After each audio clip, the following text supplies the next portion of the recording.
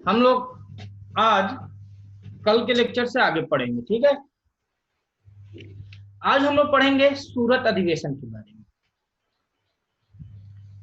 कल हम लोग कलकत्ता अधिवेशन तक किए थे, उससे आगे हम चर्चा करेंगे सूरत अधिवेशन में क्या हुआ था।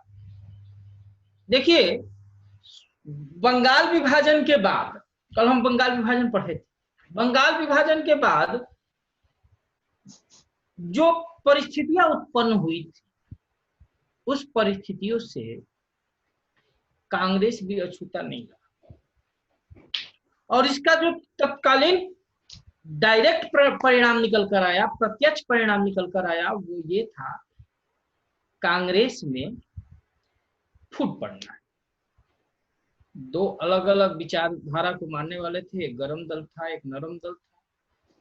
ये दोनों लोग आगे चलकर सूरत अधिवेशन में विभाजित हो जाते हैं। देखिए, हम लोग आज कल के लेक्चर से आगे पढ़ेंगे, ठीक है। आज हम लोग पढ़ेंगे सूरत अधिवेशन के बारे में।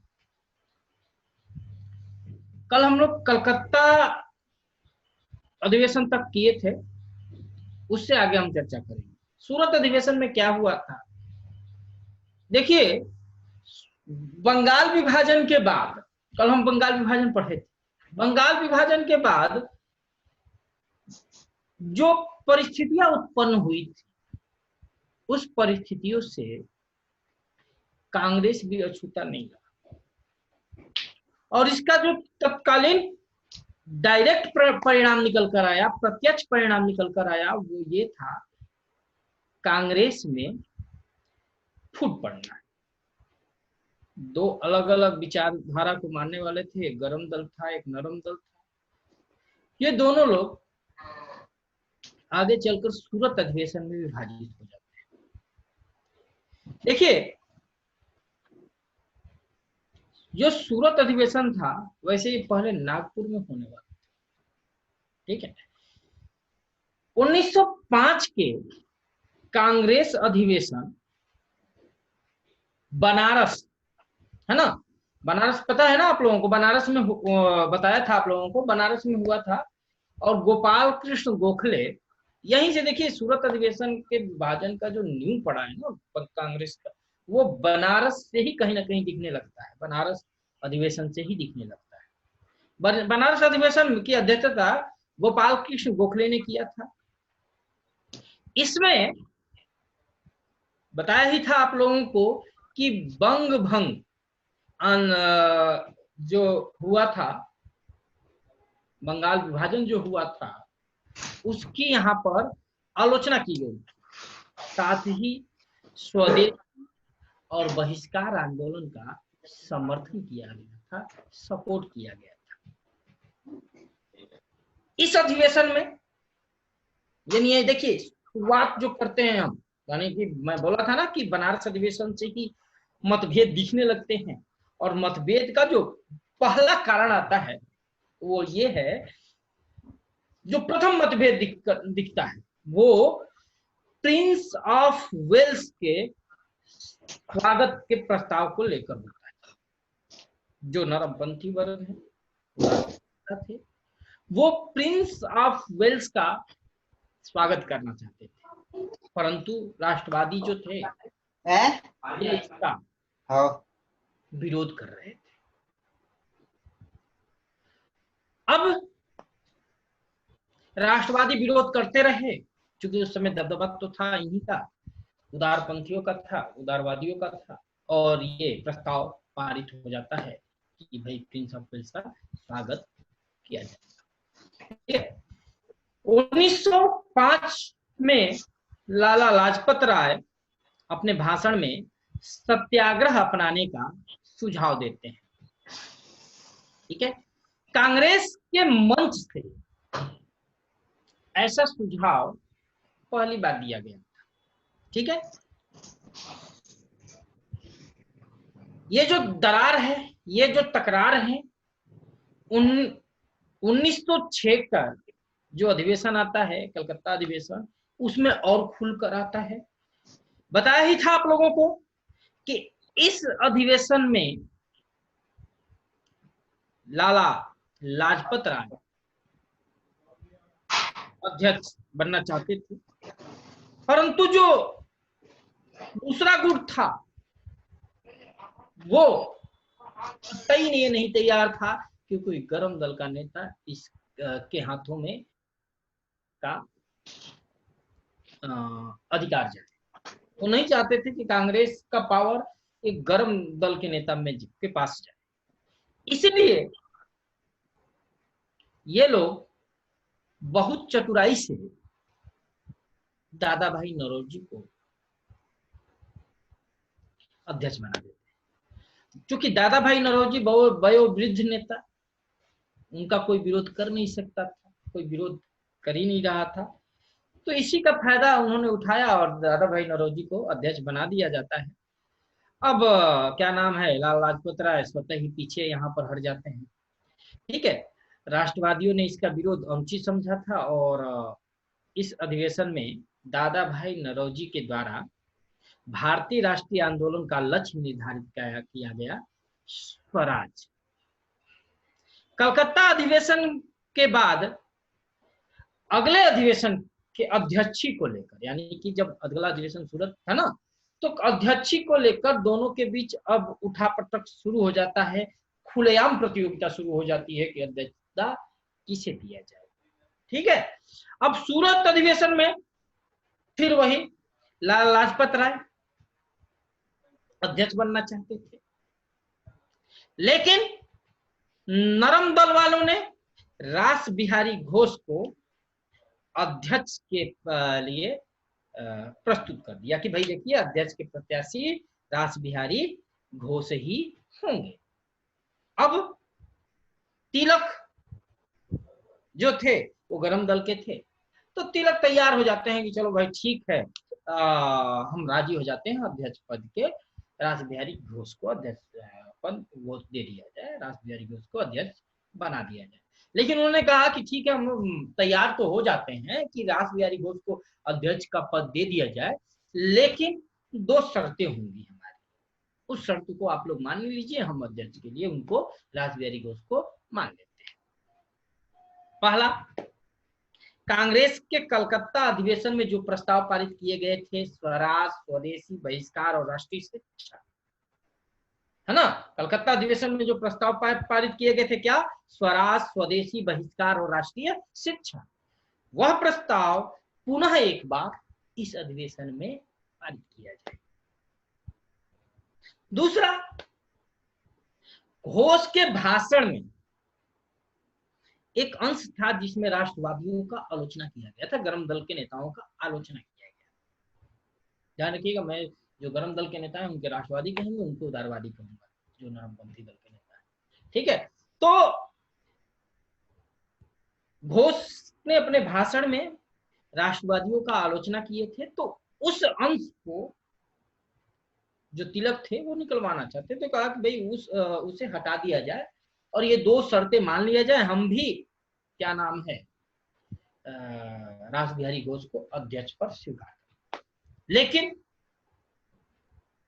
कहते हैं ना, देखिए, जहां नरमपंथी की बात करते, नरम है, वो वास्तव में नरम उतने थे नहीं, वो काफी कठोर थे, है ना, क्योंकि उसके परिणाम देख ही लीजिए, क्योंकि वो झुके नहीं, झुके ही नहीं एक कदम, जबकि यहां पर भी जो राष्ट्रवादी नेता थे उदार, वो नरमपंथी नेताओं के सामने यहां भी झुक जाते हैं, क्योंकि नरमपंथी तैयार नहीं होते हैं। जो अब क्या होता है, लाला लाजपत राय जो हैं अपना नाम स्वतः ही वापस ले लेते हैं कि हटाओ यार, ठीक है, तो लाला लाजपत राय अपना नाम यहाँ वापस ले लेते हैं।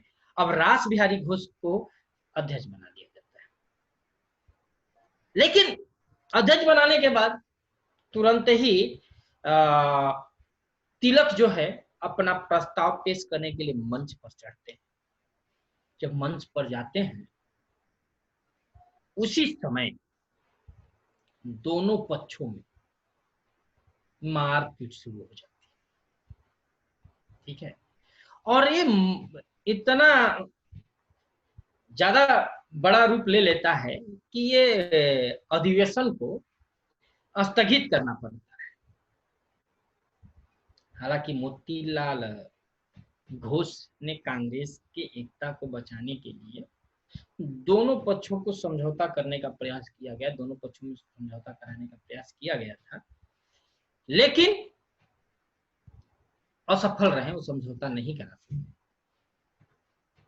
जहां तक राष्ट्रवादी नेताओं की बात किया जाए, वो एक कदम और आगे झुकने का प्रयास करते हैं और वो उस समय की स्थिति को समझते थे, लिहाजा वो जो तिलक थे वो सारा दोषारोपण अपने ऊपर ले लिए। तो कहे भाई चलो ठीक है, जितनी गलती है सारे मैं अपने ऊपर मान लेता हूँ, ठीक है। परंतु जो नरमपंथी थे वो नहीं मानते, यहां भी नहीं मानते, कहते नहीं भाई। इस प्रकार कांग्रेस जो है दो भागों में यहां बढ़ जाती है। जो नरमपंथी थे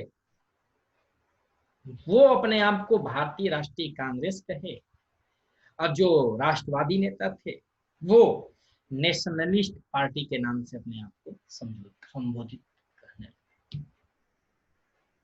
इसके बाद 1908 इलाहाबाद में एक सम्मेलन हुआ, कांग्रेसियों की एक बैठक हुई थी। उस बैठक में एक नियमावली बनाई गई। नियमावली ये बनाया गया कि अब गरम दल के जो नेता हैं उनके लिए कांग्रेस के दरवाजे हमेशा के लिए बंद कर दिया जाए। कांग्रेस का जो सूरत अधिवेशन है उसे स्थगित कर दिया गया था। तो इसी अधिवेशन को मद्रास में पुनः आयोजित करने की बात की गई थी और उसके अध्यक्ष वहीं नरमपंथियों की जो मांग वो था उसमें सूरत अधिवेशन में जिनकी अध्यक्षता की करने की घोष की, तो वो भी रास बिहारी घोष को ही अध्यक्ष वहां पर बनाया गया। ठीक है। अब इस अधिवेशन का अनुमोदन अगर हम बात करें तो इलाहाबाद में जो नियमावली बनाई गई थी वहां पर किया गया। ठीक है। लेकिन देखिए जब विभाजन होने के बाद, जब विभाजन हो जाता है तो विभाजन होने के बाद कांग्रेस 6 साल तक पूरी तरह से महत्वहीन हो जाता है। 6 साल उनकी क्या, लोगों को बिल्कुल समझ में नहीं आया कांग्रेस का कि कर क्या रहे हैं, बिल्कुल शांत हो गए। रीजन यही था कि जब तक गए वो ही खुराफात करते रहे, लेकिन जैसे ही वो गए अलग हुए वैसे ही कांग्रेस जो है वो महत्वहीन हो गई और 6 साल तक महत्वहीन रही। ठीक है। अगला हम थोड़ा सा बीच में ये पढ़ लेते हैं दिल्ली दरबार के बारे में, क्योंकि बंगाल विभाजन हम लोग पढ़े थे तो उसको जोड़ना भी तो जरूरी है। तो बंगाल विभाजन की बात करते दिसंबर 1911 में ब्रिटिश सम्राट जॉर्ज पंचम का दिल्ली में आगमन हुआ। ठीक है। और 12 दिसंबर 1911 को दिल्ली में एक दरबार का आयोजन किया जाता है और इसी दरबार में वायसराय हार्डिंग ने सम्राट की ओर से घोषणा पत्र दिया और उसमें बंगाल के विभाजन को रद्द करने की बात की गई थी और जो राजधानी थी ब्रिटिश भारत की राजधानी वो कलकत्ता के बदले में अब दिल्ली को राजधानी की बना दी जाती है ना। चलो अब हम आगे पढ़ते हैं दूसरा दौर, है ना। हम प्रथम दौर खत्म कर चुके हैं, स्वतंत्रता संघर्ष का द्वितीय चरण। जो द्वितीय चरण है 1906 से 1919 तक का दूसरा दौर आता है। यह दौर जो याद किया जाता है ये उग्रवादी राष्ट्रवादिता का दौर माना जाता है, उग्रवादी राष्ट्रीयता का ये युग माना गया है।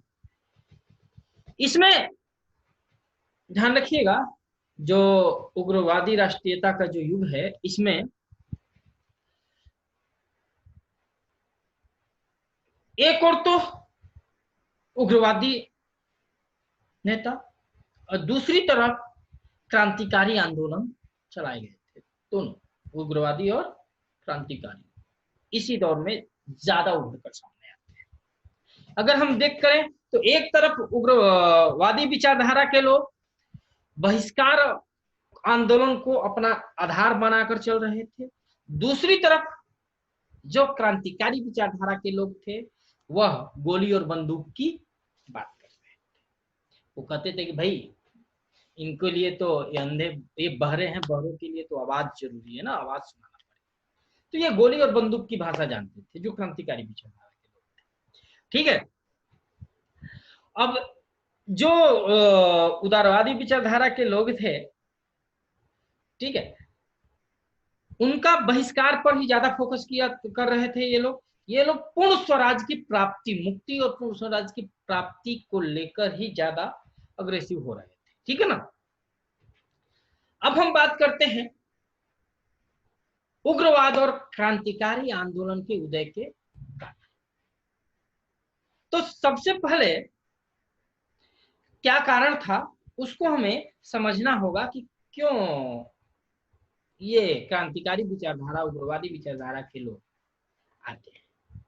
ध्यान देखिएगा, उदारवादियों के लंबे प्रयासों के बाद भी,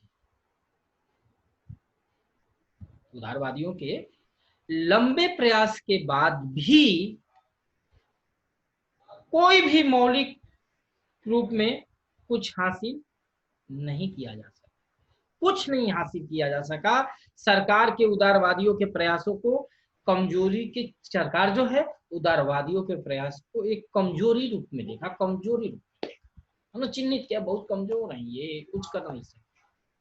ठीक है, अतः बंकिम चंद्र चटर्जी, अरविंद घोष, तिलक, ऐसे जो उदारवादी नेता थे वो इसका आलोचना भी करने लगे। जो उदारवादियों के द्वारा जो प्रयास किए जा रहे थे उसका काफी आलोचना किया जा रहा था। ठीक है ना। अब उनके जो क्या कारण था, क्या रीजन था, किस तरह से उग्रवाद और क्रांतिकारी आंदोलन का उदय होता है, उसको हम पढ़ते चले जाएंगे। सबसे पहला तो हम करेंगे कांग्रेस के उपलब्धियों से असंतोष। कांग्रेस के उपलब्धियों से असंतोष। कांग्रेस के नेतृत्व जब चल रहा था तो केवल आवेदन और निवेदन वाली नीति चल रही थी। इससे क्या हुआ, सफलता तो मिली नहीं, असफलता ही हासिल होती है, और खुद कांग्रेस के अंदर ही असंतोष फैलने लगा। ठीक है, और कांग्रेस के द्वारा जो मांगे मानी जा रही थी उसका कहीं ना कहीं ये देखने को मिला कि जो सरकार द्वारा उनके जो कांग्रेस की मांगे हैं उनका उपेक्षा किया गया। ठीक है, परिणाम स्वरूप कांग्रेस के कुछ युवा नेता जैसे कि बाल गंगाधर तिलक, लाला लाजपत राय, बिपिन चंद्र पाल जो हैं वो आंदोलित हो गए। क्योंकि कैसे, कब तक आवेदन निवेदन वाला काम हम करते रहेंगे, जबकि ये तो कुछ सुन ही नहीं रहे। और इसी में जैसे लाला लाजपत राय ने कहा था कि शिकायतें दूर करने और रियायतें प्राप्त करने की जो 20 वर्षों का अथक प्रयत्न परिणाम हुआ, वो रोटी के स्थान पर, है ना, रोटी के स्थान पर मिला क्या, पत्थर। रोटी के स्थान पर कुछ मिला नहीं, पत्थर मिला। ठीक है, इस तरह से जो भिक्षा राजनीतिक जो उदारवाद, ये जो राष्ट्रवादी नेता थे, युवा नेता थे, इस जो कांग्रेस द्वारा नीति अपनाई गई थी उसे पीछे भी मैं बता चुका हूँ। उदारवादियों की इसी नीति को राजनीति भिक्षावृत्ति तक ये लोग कहे। ठीक है, तो ये कांग्रेस की उपलब्धि का जो असंतोष है ये भी एक उग्रवादी आंदोलन का कारण है। दूसरा आता है बढ़ता हुआ पश्चिमीकरण। बढ़ता हुआ पश्चिमीकरण भी एक अहम रोल अदा करता है उग्रवादी राष्ट्रीयता के आंदोलन। भारतीय राष्ट्रीयवादियों की जो नई पीढ़ी थी वो देश में बढ़ते हुए पश्चिमीकरण से काफी चिंतित थी। है ना। जहां तक कांग्रेस के उदारवादियों की नेताओं की बात करें, वो पश्चिमी सभ्यता और संस्कृति में उनकी पूरी निष्ठा थी।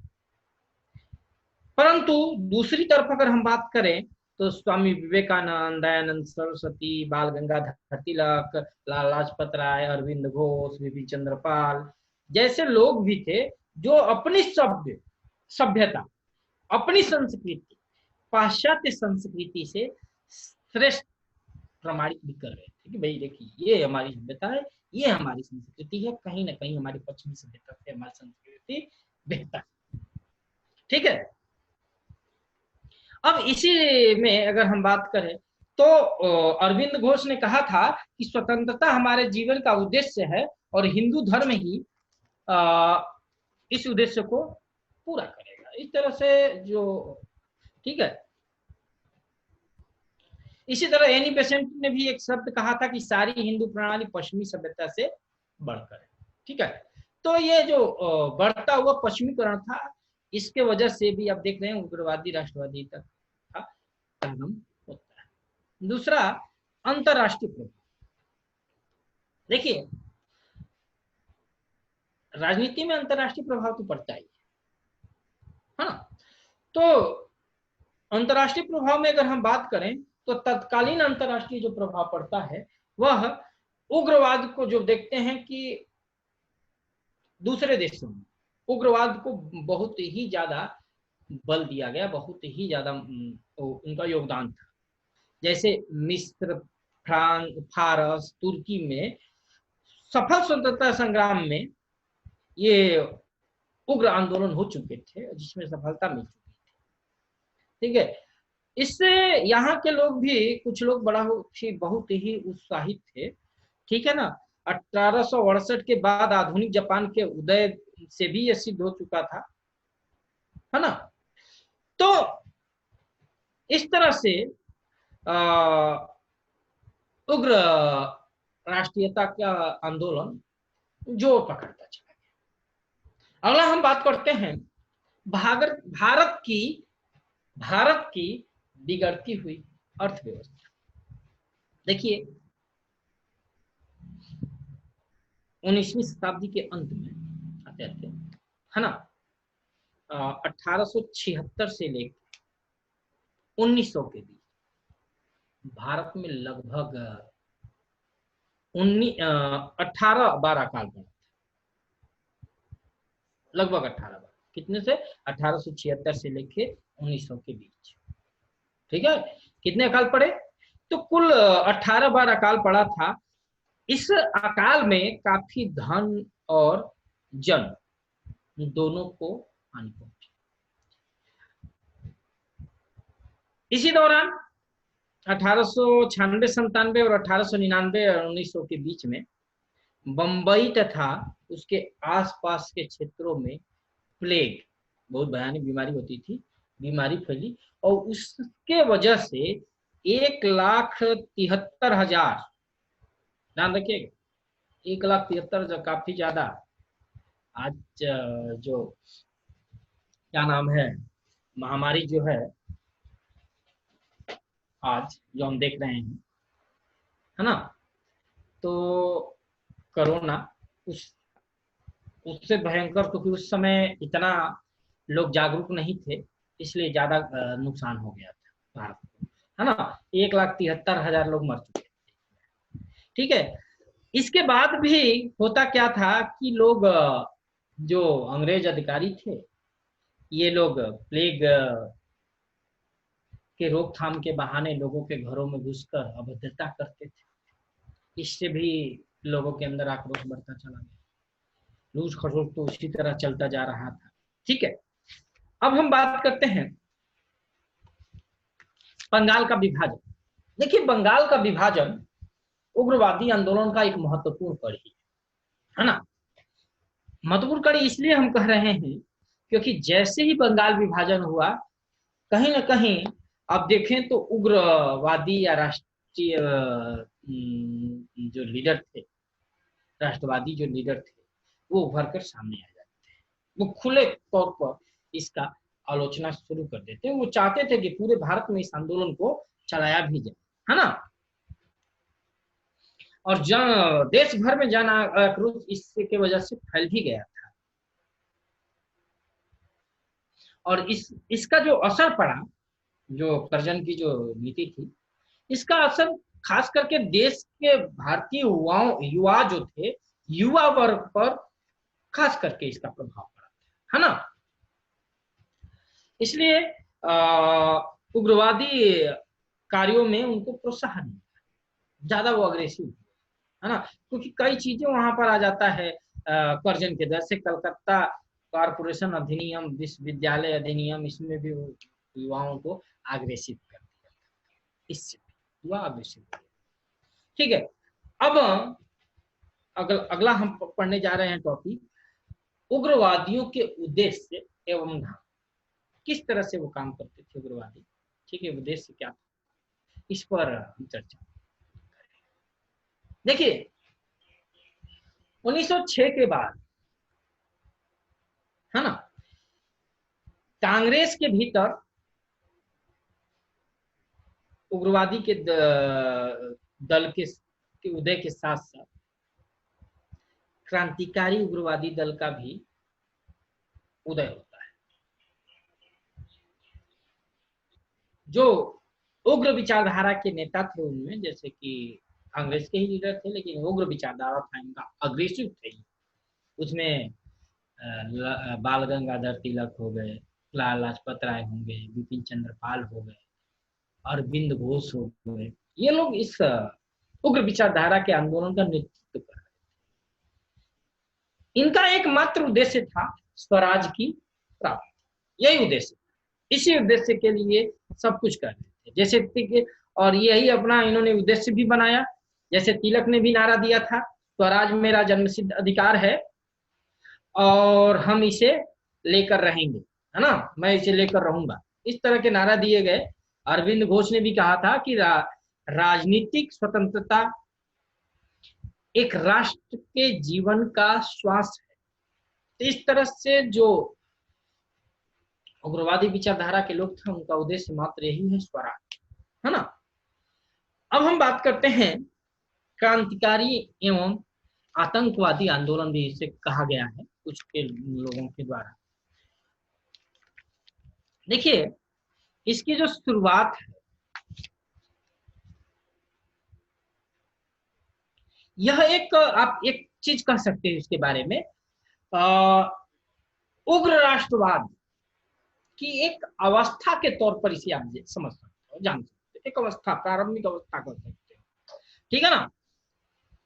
जहां तक हम बात करें क्रांतिकारी आंदोलन की शुरुआत की कड़ी अगर देखें तो महाराष्ट्र से किया जाता है ना।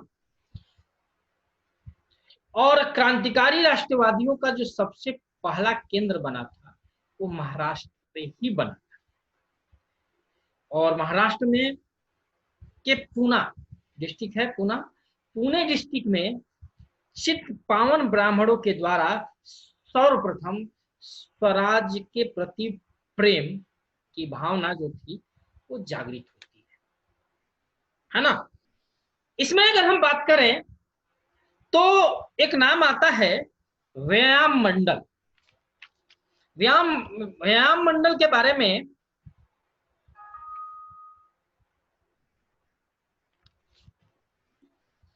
ध्यान रखिएगा, ये चापेकर बंधुओं के द्वारा इसकी स्थापना की गई थी।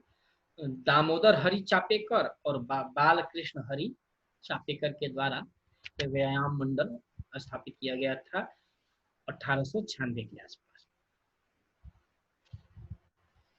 इसकी स्थापना का जो मुख्य उद्देश्य था वो विशुद्ध राजनीतिक थी, विशुद्ध राजनीति थी। उसी समय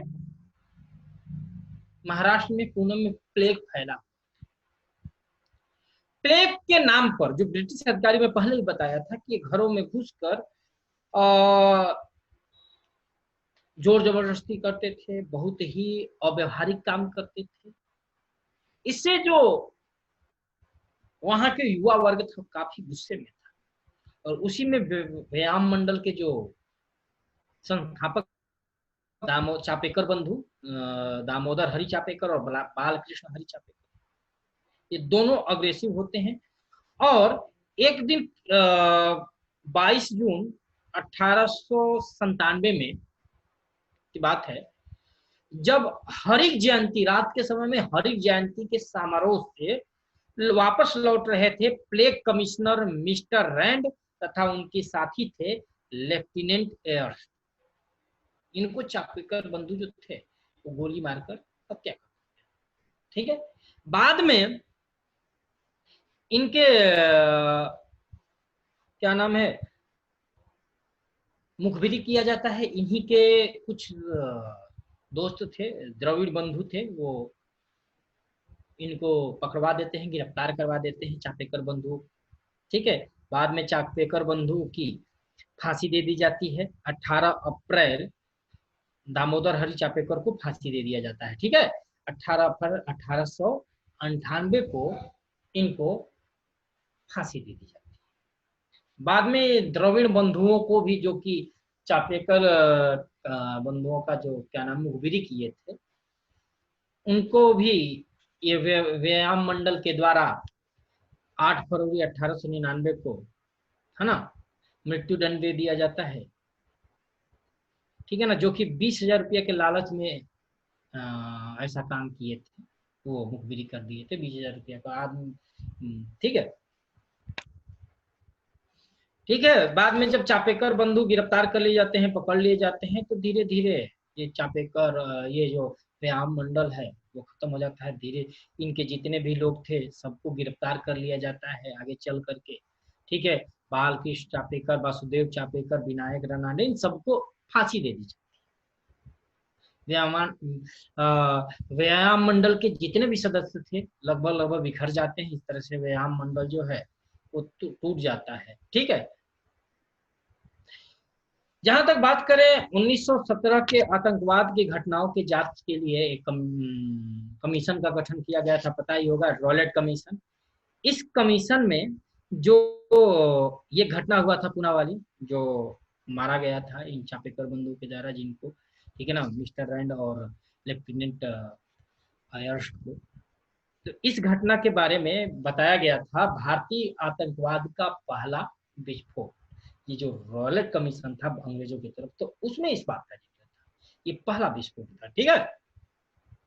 और 1897 में की गई जो हत्याएं थी रैंड और एयर्स, यह हत्या भारत में यूरोपियों की पहली राजनीतिक हत्या माना गया है, ठीक है।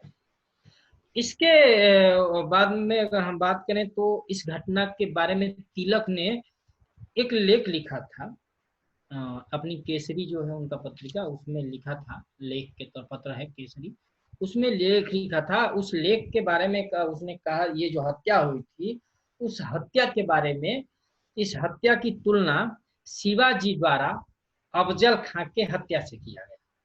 परिणाम स्वरूप भुगतना तो पड़ा इनको। अंग्रेज जो हैं इनके ऊपर राजद्रोह का आरोप लगाते हैं और अब इनको 18 महीने की सजा सुनाई दी।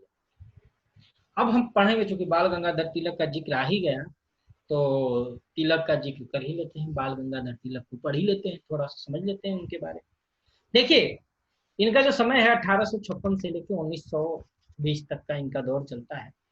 उपाधि इनको लोकमान्य की उपाधि दी गई है और भारत के बेताज बादशाह के तौर पर भी ये जाने जाते हैं, ठीक है। आप लेख के वगैरह पत्र वगैरह तो देख ही रहे हैं। मराठा, तो मराठा जो है इसमें सहयोगी इनके थे अगरकर, पीछे में बताया था आप लोगों को।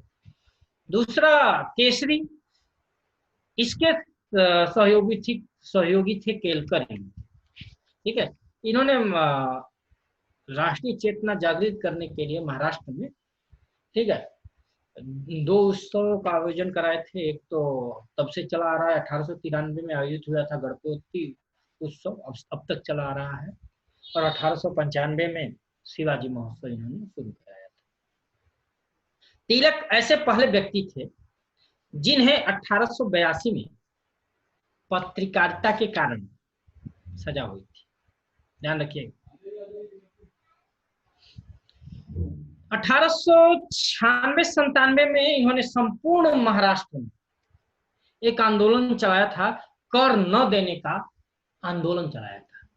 ठीक है, 1896-97 में इन्होंने संपूर्ण महाराष्ट्र में कर न देने का एक आंदोलन चलाया था। और इसी दौरान वहां की जो जनता थी, महाराष्ट्र की जनता, इनको लोकमान्य की उपाधि दी थी। ध्यान रखिएगा, लोकमान्य की उपाधि इनको महाराष्ट्र के जनता के द्वारा दिया गया। ठीक है, कब? जब वो संपूर्ण महाराष्ट्र में कर न देने का एक आंदोलन चलाए थे, इसी के दौरान इनको ठीक है, ये लोकमान्य की उपाधि मिली थी, प्राप्त हुई थी।